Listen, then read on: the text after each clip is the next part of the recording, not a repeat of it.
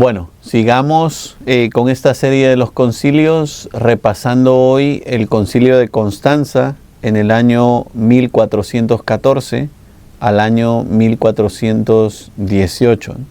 Fue un concilio largo, como vemos aquí, duró casi 4 años y ahora vamos a explicar por qué, ¿no? Pero bueno, empecemos primero con una pequeña oración. En el nombre del Padre, y del Hijo, y del Espíritu Santo. Amén. Le pedimos al Señor hoy que abra nuestros corazones y nuestras mentes para profundizar en el concilio de Constanza. Pedimos todo esto rezando la oración que Jesús nos enseñó. Padre nuestro que estás en el cielo, santificado sea tu nombre. Venga a nosotros tu reino. Hágase tu voluntad en la tierra como en el cielo. Danos hoy nuestro pan de cada día. Perdona nuestras ofensas, como también nosotros perdonamos a los que nos ofenden. No nos dejes caer en tentación y líbranos del mal. Amén. En el nombre del Padre, y del Hijo, y del Espíritu Santo. Amén. Bueno, hablaremos de nuevo hoy sobre el concilio de Constanza en los años 1414 al año 1418. Y tengo mucho que contar, ¿no? Fue un concilio, podríamos decir, un poquito movido por algunas cuestiones de papado. Hablábamos ya de algún tiempo de la historia de la Iglesia donde había habido más que un papa. Aquí va a pasar otra vez lo mismo. Da un poco de miedo oír estas cosas, pero creo que también tenemos que entender que por eso ahora está muy estructurado, ¿no? El cónclave, cómo se eligen los papas y cuáles son las directrices, ¿no? Para elegir a un papa, porque hemos aprendido de los errores anteriores en la historia de la Iglesia, ¿no? En esta época, al final de la Edad Media, la Iglesia surge lo que se llama el cisma de Occidente, ¿no? ¿Se acuerdan que hablamos en algunos programas atrás del cisma de Oriente, ¿no? Cuando se separa la Iglesia católica con la Iglesia ortodoxa, y es la gran primera separación que hay en la Iglesia. Ahora vamos a hablar del cisma de Occidente, ¿no? Que podemos pensar que empezó a gestarse en el año 1378 y terminó por consumarse en el año 1417. Habían en esta época 3 papas simultáneamente, ¿no? Uno en Roma, otro en Aviñón y otro en Pisa, ¿no? Que si lo pensamos un poquito es en 3 lugares diferentes, en 2 países diferentes, ¿no? Y ahora vamos a ver por qué, pero es bien interesante ver cómo se resuelve este problema, ¿no? Imagínense ustedes si ya era un problema, y lo hemos visto antes, tener 2 papas. En esta época teníamos 3 papas. Y parte del problema es el papado de Aviñón, ¿no? Hablamos de esto en los programas anteriores, ¿no? El papa estaba viviendo en Francia primero por necesidad. Se va a Francia casi exiliado por miedo a que lo vayan a asesinar para quedarse con los estados pontificios. Y después se va acomodando la idea de que el Papa se quede en Francia, ¿no? Y se quede a vivir en Francia. Veíamos en el programa anterior sobre el Concilio de Vienne cómo el Papa se había quedado en Francia no ya por necesidad, ¿no? Sino por presión del rey o del emperador Felipe IV, el Hermoso, que le había exigido que se quedara a vivir en Francia, ¿no? Ya no había necesidad que el Papa viviera en Francia, pero el Papa, exigido por el emperador, ¿verdad?, por el poder político, se había quedado a vivir en Aviñón. Y esto, como decía yo en el programa anterior, crea muchos problemas teológicos, porque la sede del romano pontífice es siempre la Iglesia romana, es la sede papal, ¿no? Como sabemos hasta el día de hoy. Pero eso de que el Papa estuviera muchos años viviendo en Francia hace que algún grupo de obispos o de cardenales piense que se tiene que elegir un Papa nuevo para que se acabe eso de que el Papa esté viviendo en Francia, en Aviñón. Bueno, los objetivos de este primer concilio de Constanza, que fue convocado precisamente por el antipapa Juan XXIII, el papa que estaba en Pisa. Es bien interesante esto porque el antipapa se llamaba Juan XXIII, Tuvimos más adelante en la historia de la iglesia un Papa Juan XXIII, que es santo, ¿no? San Juan XXIII, el que convocó el Concilio Vaticano II. Por eso podríamos decir que este Papa no fue Papa, ¿no? Aunque podemos ver que fue iniciativa de él convocar este Concilio de Constanza que arregló este problema. El antipapa Juan XXIII, junto con el rey Segismundo de Luxemburgo, que en ese momento era el emperador del Sacro Imperio Romano Germánico. He hablado largo y tendido de lo que es el Sacro Imperio Romano Germánico y cómo se elegía al emperador de los diferentes países del Sacro Imperio Romano Germánico. En este momento, el que era el emperador del Sacro Imperio es el rey Segismundo de Luxemburgo, que convoca este concilio de Constanza junto con el antipapa Juan XXIII, ¿verdad? Este concilio de Constanza, la primera pregunta que podemos hacernos todos es, ¿dónde está Constanza, no? Constanza está en la actual Alemania, a las orillas del lago Constanza, se llama así el lago, ¿no? Y la ciudad donde se convoca este concilio. Fíjense que hay un movimiento geográfico aquí, ¿no? Para arreglar el problema de no tener muy claro quién era el Papa, si el Papa de Roma, o el Papa de Aviñón, o el Papa de Pisa, ¿verdad? Se convoca el concilio ni en Francia, ni en Italia, ¿no?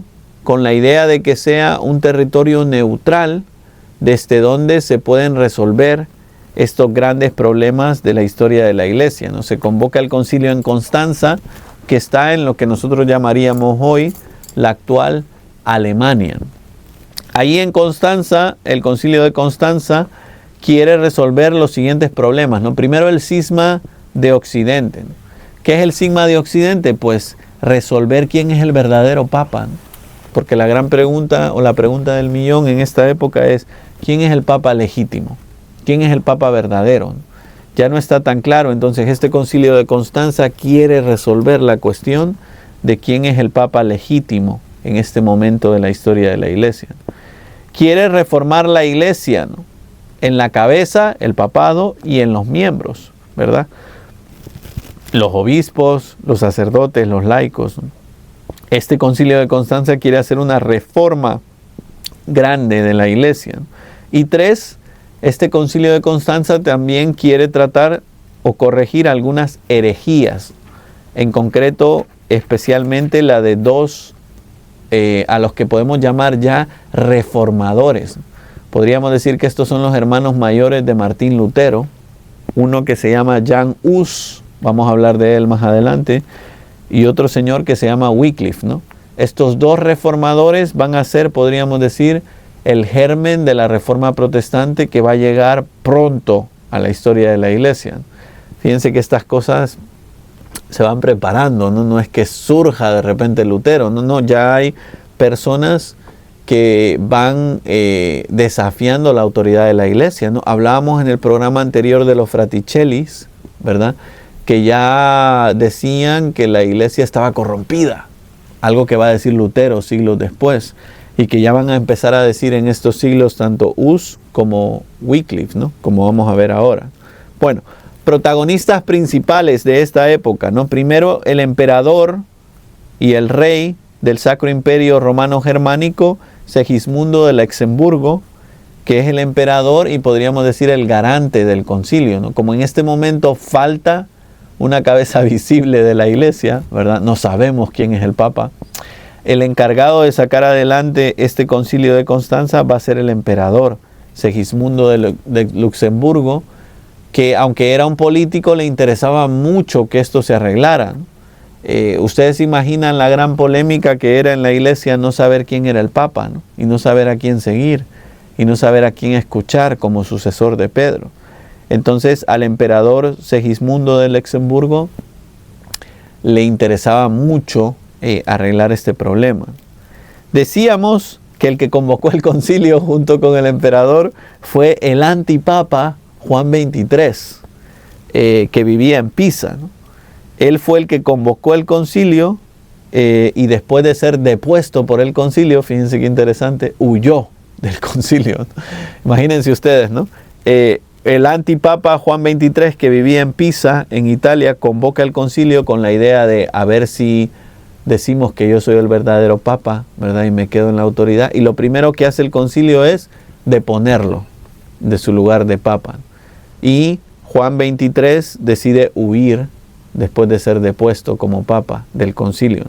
El concilio obviamente sigue convocado, ¿no? Porque el concilio ha sido convocado por el emperador y por el colegio de cardenales, ¿no? Ahora vamos a hablar un poco de este tema. Pero es bien interesante ver cómo Juan XXIII en realidad es un antipapa, ¿verdad?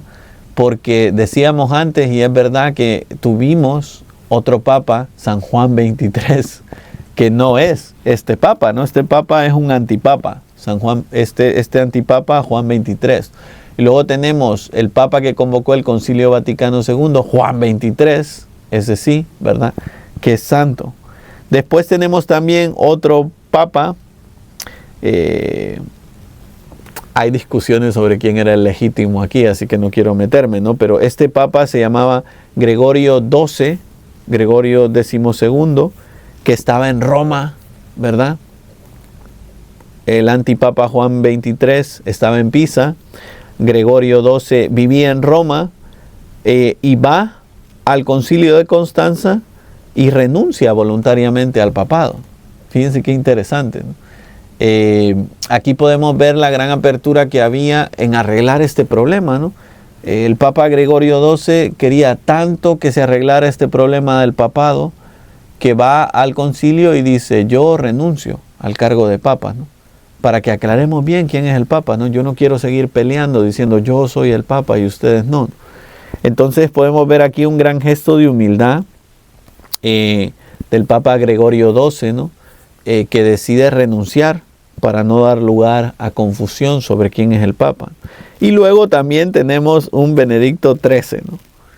Benedicto XIII, que vive en Aviñón, en Francia, que se niega a renunciar, no quiere renunciar porque él cree que es el papa legítimo, y entonces es depuesto y excomulgado de la iglesia, ¿no? Para evitar confusiones, ¿no? Fíjense qué tremendo, ¿no? Entramos a este concilio de Constanza con 3 papas y estamos ya dentro de él en sede vacante, ¿no? Nos quedamos sin papa, ¿no?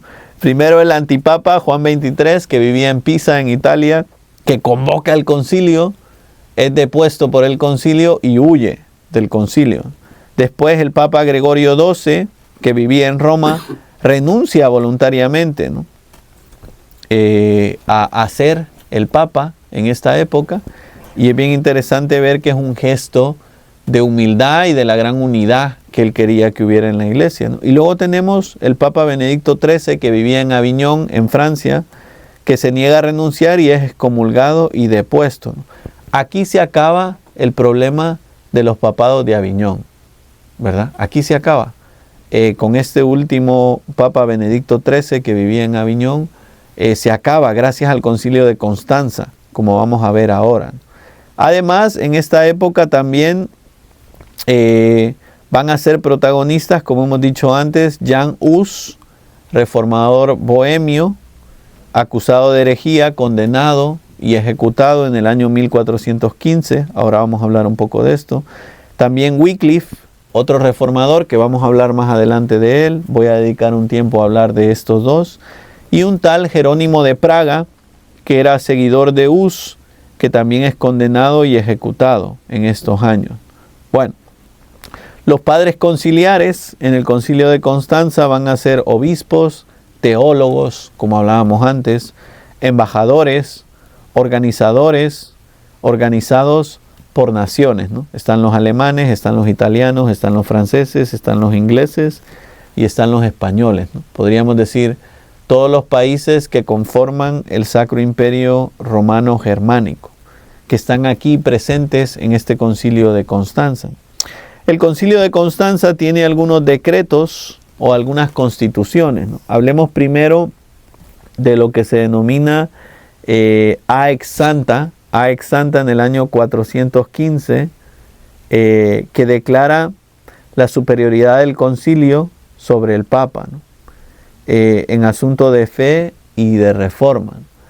esto va a llevar a algunos problemas doctrinales en el futuro, ¿no? Porque es lo que se va a llamar la herejía del conciliarismo.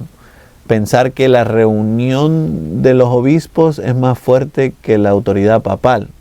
Esto va a tener unos problemas doctrinales gravísimos, ¿no? Pero ya podemos ver que se hace en este momento puntual de la iglesia por la necesidad de resolver el cisma, ¿no? No tenemos papa, no sabemos quién es papa. Y entonces para resolverlo se dice que hay una superioridad del concilio sobre la autoridad papal. Afirma que todos, incluso el papa, deben obedecer al concilio. Esto no es así ahora doctrinalmente, ¿no? Por encima del concilio está la autoridad papal, como ustedes y yo sabemos, ¿no? Pero en este momento es necesario para la paz y la unidad de la historia de la iglesia que se afirmen estas cosas, ¿no? Podríamos decir que ha llegado hasta tal culmen la autoridad papal que no se puede controlar quién es el papa, ¿no? Por eso en esta época Aex Santa nos promulga estas ideas para resolver el cisma de Occidente. Después también va a haber otro pequeño documento que se va a llamar Frequens en el año 417, que número 1 ordena la convocatoria regular de concilios, ¿no? Ordena que se tengan concilios regularmente en la iglesia cada 5, 7 y 10 años, ¿verdad? Para reorganizar la reforma continuada por la iglesia. Bueno, esto es algo que de alguna manera seguimos haciendo, no tanto con los concilios, sino con lo que ahora llamamos sínodos, que constantemente se convocan en la iglesia para estudiar algunos aspectos doctrinales y para reformar algunas cuestiones dentro de la iglesia. Después hay un decreto sobre el cisma de Occidente, ¿no? ¿Cuál es el cisma de Occidente? El problema del papado. Entonces, hemos dicho antes que se depone a Juan XXIII, el papa que estaba en Pisa y que convocó el concilio.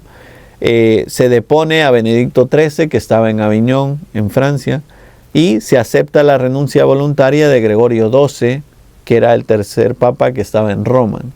Un problema doctrinal tremendo, ¿no? Pero en este momento nos quedamos con la sede vacante, ¿no? Y se elige papa a un tal Martín V en el año 417, poniendo fin al cisma de Occidente, ¿no? Que podríamos decir ha sido probablemente una de las crisis más grandes de la historia de la iglesia, ¿no? ¿Se imaginan ustedes lo que sería tener 3 papas en 3 lugares diferentes, ¿no?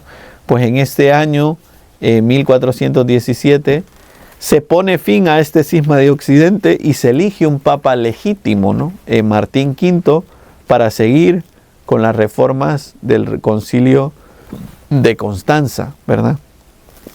Y es bien interesante ver cómo se resuelve esta pequeña crisis dentro de la historia de la iglesia. Bueno, en esta época van a haber algunos problemas doctrinales. No quiero dedicar unos minutos a hablar de este tema sin alargarme, pero primero los grandes reformadores de esta época van a ser John Wycliffe, que ahora vamos a hablar de él, inglés, y Jan Hus, que ahora vamos a hablar de él también, otro reformador de la República Checa, ¿no? De esa parte del mundo, ¿no? Y su discípulo Jerónimo de Praga. En esta época también se va a reformar el clero. Hablábamos antes ya de esto en el concilio de Vienne y ya veníamos hablando de esto en el concilio de Lyon, ¿verdad? Ya veníamos hablando de esto antes en los concilios lateranenses y más, ¿no? Porque es una reforma continua del clero, sobre todo en la moralidad, en el evitar la simonía y evitar el abuso de los beneficios eclesiásticos.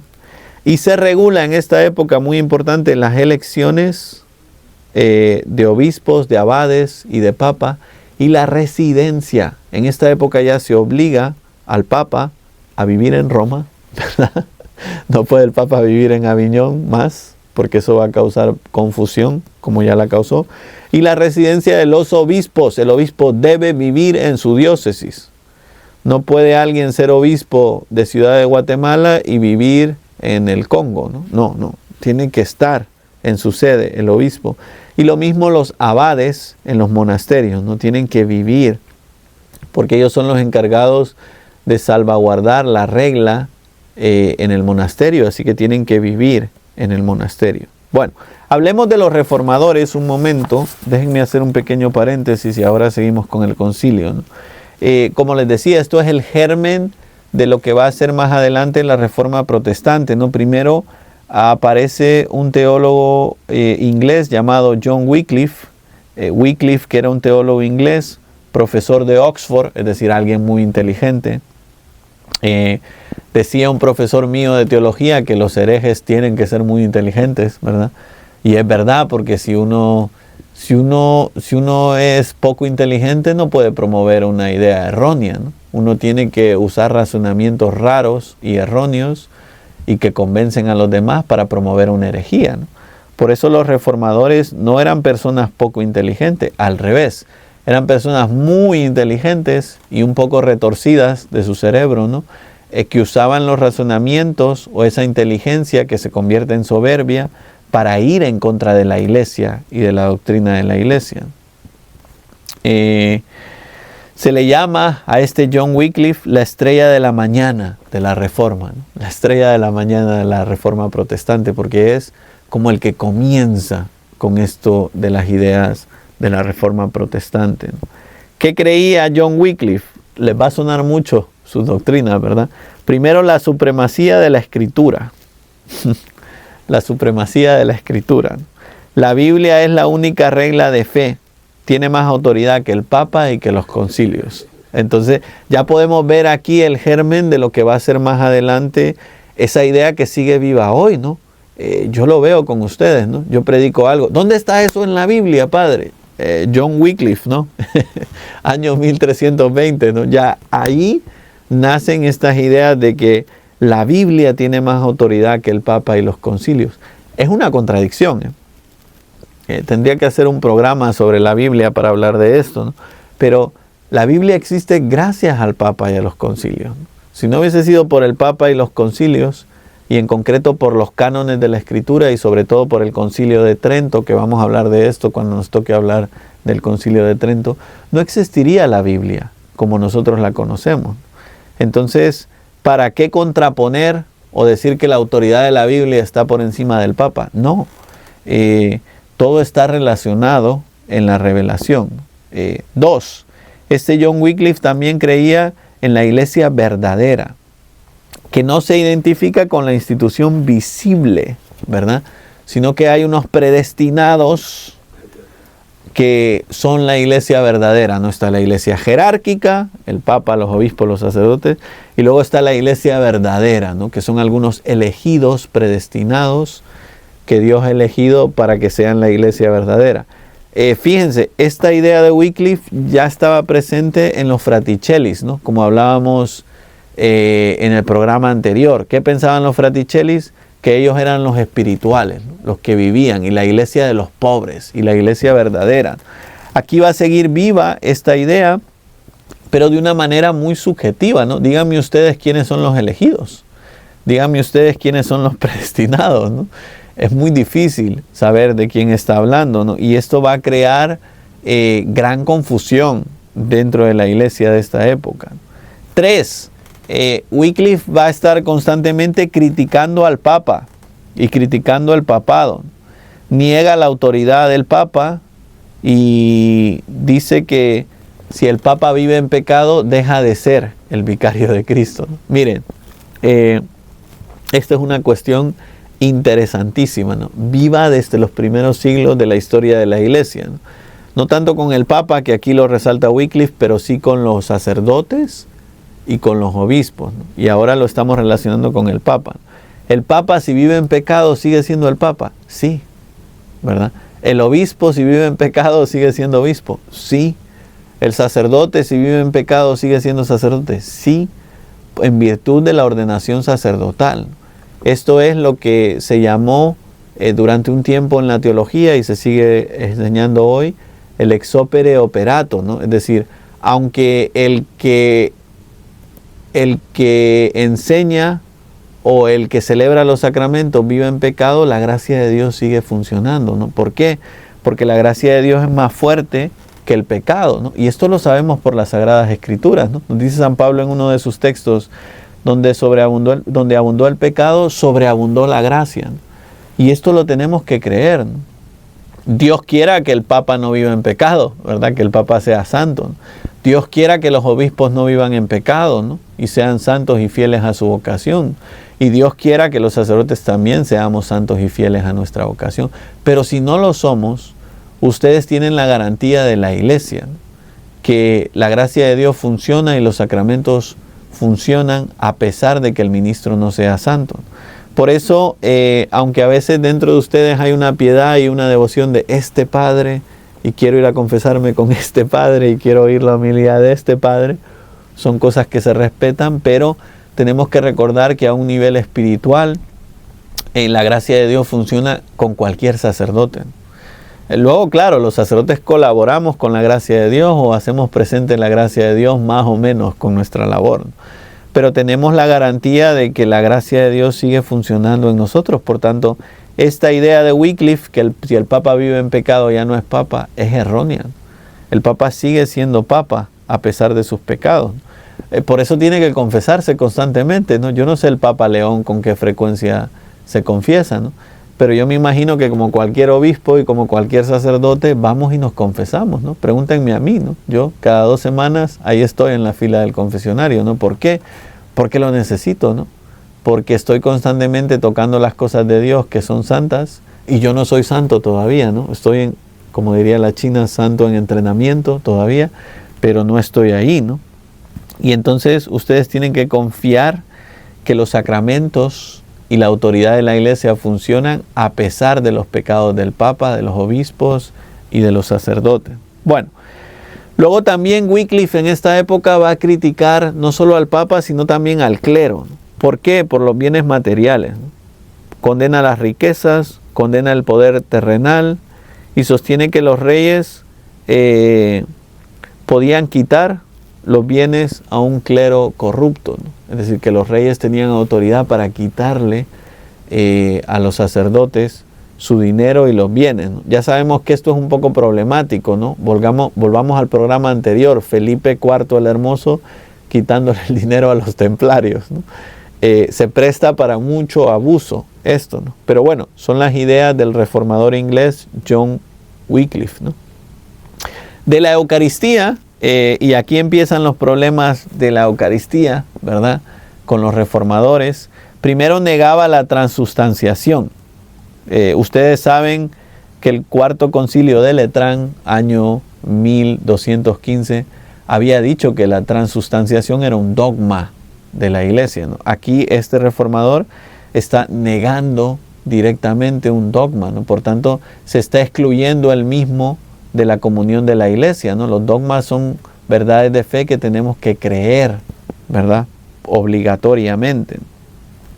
Y también decía que Cristo estaba presente espiritualmente en la Eucaristía, pero no mediante el cambio de la sustancia, ¿no?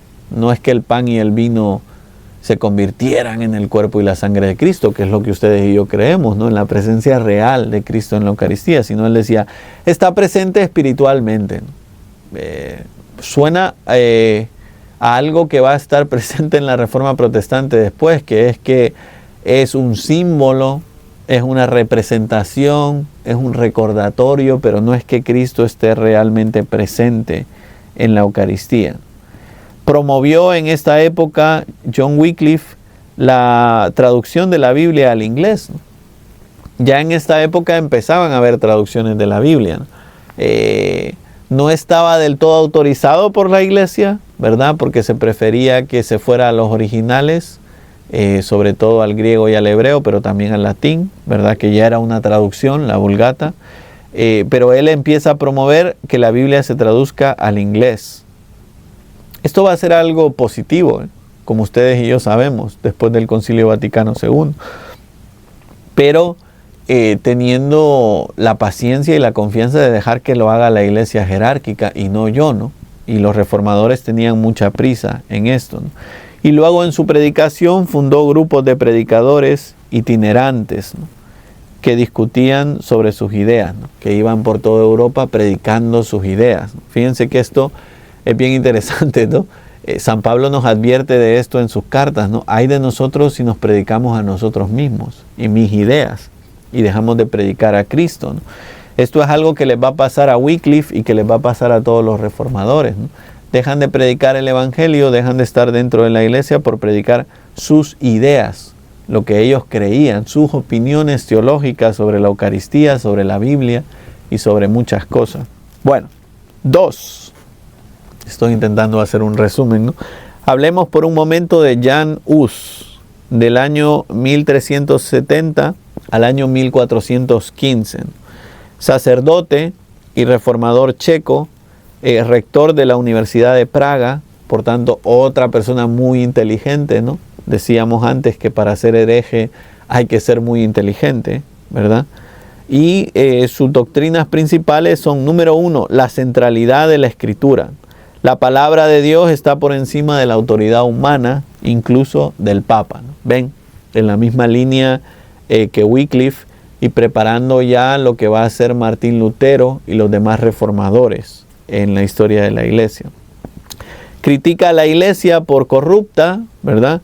Denuncia la simonía, como ya lo habían hecho los concilios, la venta de indulgencias y el lujo de los obispos, ¿no? Bueno, esto de la venta de las indulgencias va a ser tremendo en la historia de la iglesia, ¿no? En esta época, de verdad, las indulgencias empiezan a venderse, ¿no? Saben ustedes que las indulgencias plenarias y las indulgencias en general ya no se pueden vender, ¿no? Está prohibido en la iglesia, ¿no? Pero en esta época empezaron a venderse. ¿Por qué? Bueno, la lógica de la venta de las indulgencias era que ese dinero de las indulgencias sirviera para construir iglesias. Y miren que sirvió, ¿no? Porque la iglesia de San Pedro en Roma, que es tan bonita, ¿verdad? Los que hemos estado ahí sabemos que uno entra a la Basílica de San Pedro en Roma y respira a Dios porque es preciosa. Pero esa iglesia se necesitó muchísimo dinero en su época para construirse, ¿no? ¿De dónde salió alguno del dinero, un poco del dinero para construir esa iglesia? De algunas indulgencias que se cobraban en esa época. Sabemos que la iglesia va a corregir ese error, ¿no? Pero los reformadores van a acusar a la iglesia de estar corrupta por vender indulgencias, ¿verdad? Va a ser una acusación que Lutero va a hacer más adelante también, ¿verdad? Y ya la vemos aquí en germen. Y el lujo de los obispos, ¿no? Fíjense que esto es algo todavía vivo, ¿no? La gente ve a un obispo y dice, ¿para qué tanto lujo? ¿Por qué ve al obispo con ese palo, el báculo, ¿verdad? ¿Por qué ve al obispo con ese sombrero, la mitra, ¿verdad? Los símbolos episcopales tienen su explicación. Yo tendría que hacer un programa un día para venir y explicar los símbolos episcopales, ¿no? O el anillo del obispo, o podríamos decir también lo que se ve como una cadena, que no es una cadena que llevan los obispos, ¿verdad? El pectoral. Todos esos símbolos son símbolos de la autoridad de un obispo, no son lujos, ¿verdad? Quizás en esto los reformadores se equivocaban en pensar los lujos de los obispos. No, no son lujos, son símbolos que nos ayudan a entender la autoridad de un obispo o la autoridad del Papa en la iglesia, ¿no? Bueno, y por último, Jan Hus también predicaba la iglesia verdadera, ¿no? Ya ven, un poco en la línea de Wycliffe y un poco volviendo a los Fraticellis y yendo para adelante en lo que va a ser crear sus propias iglesias, ¿no? Como van a ser los luteranos y los anglicanos y muchas otras denominaciones dentro de la iglesia, ¿no? Pero no es la jerarquía, sino la comunidad viva de los fieles, ¿no? Que viven en gracia. Bueno, si volviéramos a Wycliffe nos hablaba de los predestinados. Si volviéramos a los Fraticellis, hablaban de los espirituales, ¿verdad? Pero ya aquí, y hablábamos un poco también de la iglesia de los pobres en la teología de la liberación, crea como una división, ¿no? Entre la iglesia verdadera y la iglesia corrompida.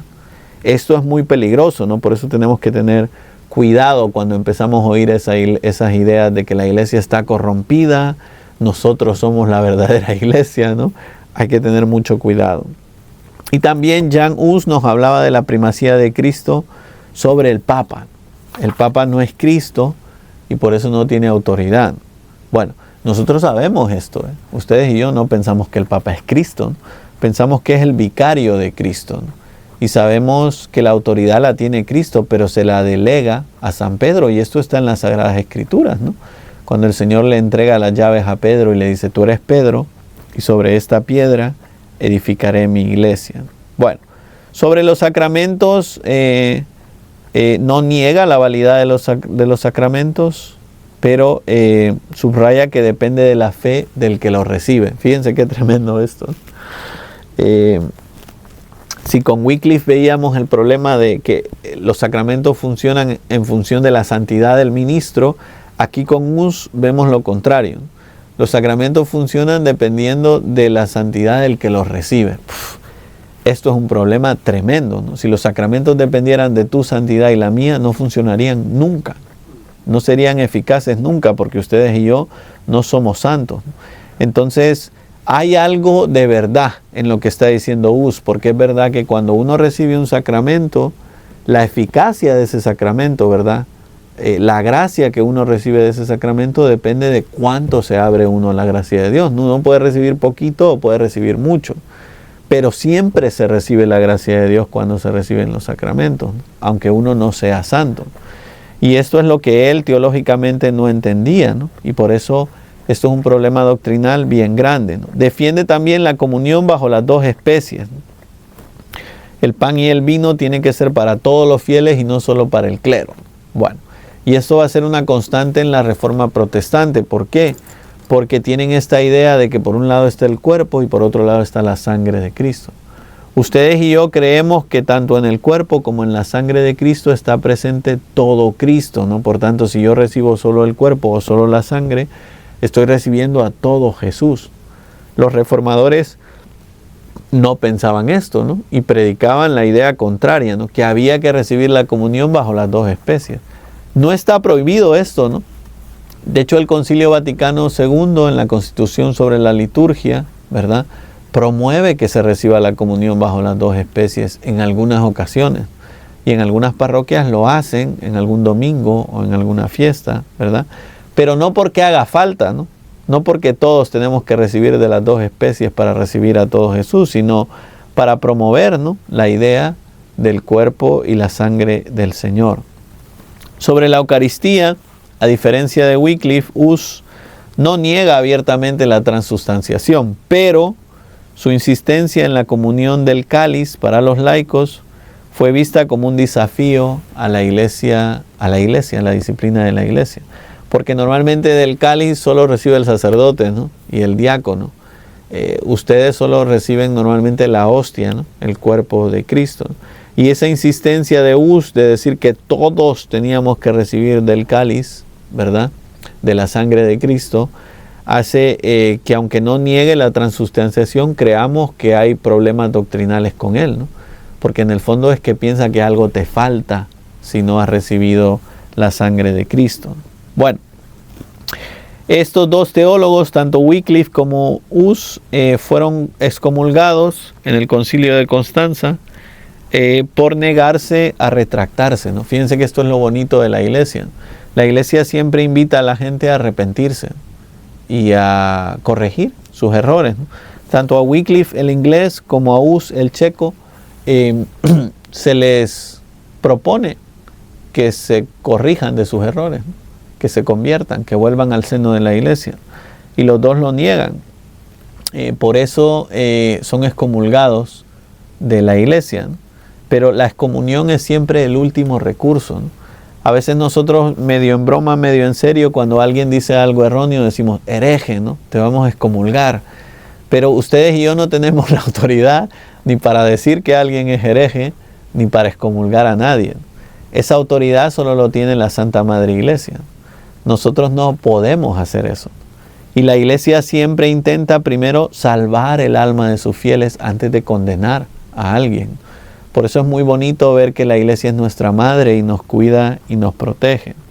Fíjense que los seguidores, tanto de Wycliffe y sobre todo de Hus, crean ya un pequeño movimiento que se empieza a llamar los husitas, de donde van a ser el germen y se van a predicar las ideas para que llegue más adelante Martín Lutero y la Reforma Protestante.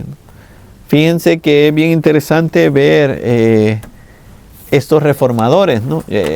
Yo cuando estudié teología tuvimos la oportunidad de tener una clase sobre la Eucaristía, ¿no?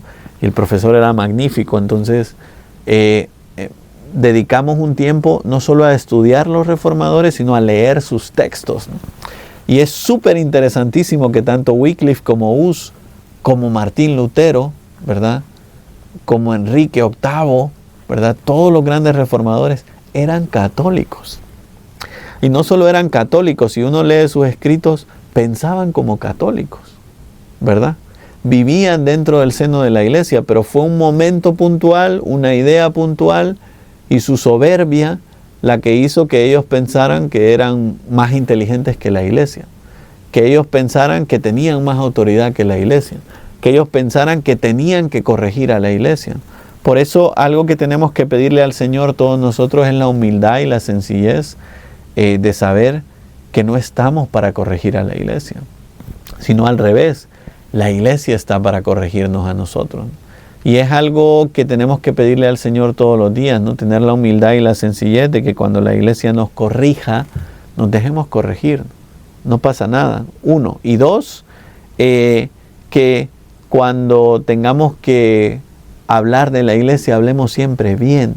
Miren, ustedes y yo tenemos la tentación siempre de criticar en general, pero en particular a la iglesia. Y da una tristeza tremenda que los que más criticamos a la iglesia somos los miembros de la iglesia, los que estamos en la iglesia. O sea, que la gente de la calle me diga todas estas cosas, que el Papa es rico, que la iglesia, que la riqueza, bueno, puedo entenderlo hasta cierto punto y cuando me lo dicen, siempre intento rebatirlo porque son mentiras y leyendas negras, ¿verdad? Como empezábamos este programa contando cómo la iglesia colabora, ¿no?, con la gran labor humana de ayudar a los pobres y a los necesitados. Pero oír a alguien de mi parroquia hablando mal del Papa, hablando mal del obispo, hablando mal de la iglesia, a mí me da una tristeza tremenda, ¿no? Porque caminamos en esta dirección, ¿eh? Perdónenme por lo que les estoy diciendo, ¿no? Cuando uno se acostumbra a criticar por sistema a la iglesia, a hablar mal de la iglesia y a pensar que uno es más inteligente que la iglesia, uno camina hacia el protestantismo, ¿no? ¿Qué quiero decir con esto? Uno camina a salir de la iglesia y a fundar su propia iglesia. Y esas son historias de terror, ¿verdad? No he conocido a nadie que fundó su propia iglesia que terminó su vida bien, ¿verdad? Porque no se puede sacar ningún bien de fundar una propia iglesia, ¿no? Si ya Jesús hizo el trabajo por nosotros. Nosotros todo lo que tenemos que hacer es ser obedientes y amar a la Santa Madre Iglesia, ¿no?, para seguir adelante. Así que espero que este programa nos sirva a todos para reflexionar en nuestra relación con la iglesia, de cómo estamos siendo hijos de la iglesia. Bueno, este concilio de Constanza tiene como resoluciones finales o puntos finales de este concilio, primero acabar con el cisma de Occidente, ¿no?, que decíamos, fue una cosa tremenda, ¿no? Depone a Juan XXIII, que estaba en Pisa, a Benedicto XIII, que estaba en Aviñón, y recibe la renuncia de Gregorio XII, que estaba en Roma, y elige como papa a Martín V, ¿no?, arreglando este problema del cisma de Occidente. Nos pone delante la idea de que existe una reforma pendiente, ¿no? El Concilio de Trento lo va a arreglar un poco tarde, ¿no? Por eso van a llegar los reformadores, como estábamos hablando antes, ¿no? Porque la iglesia estructuralmente no es capaz de hacer la reforma, pues van a haber algunas personas malmente llamados reformadores, ¿verdad?, que van a querer hacer su propia reforma, ¿no?, fuera del seno de la iglesia. Refuerza la idea de los concilios, la idea de que tenemos que tener concilios continuamente. Hablábamos también de que va a crear algún problema como el conciliarismo, pero ya hablaremos de eso más adelante. Y condena sobre todo las herejías de Wycliffe y de Hus, ¿verdad?, de las que hemos hablado largo y tendido hace algunos minutos, ¿no? Así que nada, lo vamos a dejar ahí y le vamos a pedir al Señor que nos ayude a terminar estos programas sobre los concilios. Les prometo que estamos a puntito de terminar los concilios ecuménicos y cuando terminemos nos vamos a meter de lleno en los textos del magisterio. Bueno, terminemos este programa pidiendo la intercesión maternal de la Virgen María, Madre nuestra y Madre de la Iglesia. Dios te salve María, llena eres de gracia, el Señor es contigo. Bendita tú eres entre todas las mujeres, y bendito es el fruto de tu vientre, Jesús. Santa María, Madre de Dios, ruega por nosotros pecadores, ahora y en la hora de nuestra muerte. Amén. Virgen de Fátima, ruega por nosotros. En el nombre del Padre, y del Hijo, y del Espíritu Santo. Amén.